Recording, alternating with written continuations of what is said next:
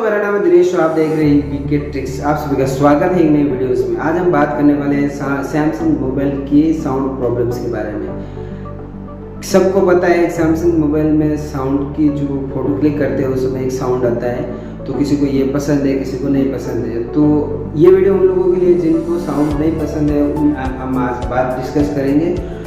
तो सैमसंग के इस फ़ोन में कहीं पर भी ऐसी कोई सेटिंग नहीं दी हुई है कि उस साउंड को आप बंद कर सकते हो। उसके सिंपल से 2 ट्रिक्स है, वो ट्रिक्स मैं आपके साथ शेयर करूंगा। तो वीडियो को लाइक करना, शेयर करना और चैनल को सब्सक्राइब करना। वीडियो को एंड तक बने रहे, वीडियो को बिना स्किप करके देखिए। चलिए वीडियो स्टार्ट करते हैं।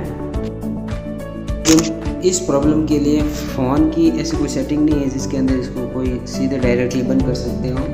आप सॉल्व करके देख सकते हो। इसके लिए सबसे पहले आपको कुछ नहीं करना है, ऑन साइड में दिए हुए नीचे वाले ऊपर वाले बटन को दबाना है, उस पर 3 डॉट पर क्लिक करना, सिस्टम की जो साउंड है उसको ऑफ कर देना। उसके बाद में अपने फ़ोन को कैमरा को ओपन करना, फिर फ़ोटो क्लिक करके देखना है। आपको बिल्कुल भी कोई वॉइस नहीं आएगी।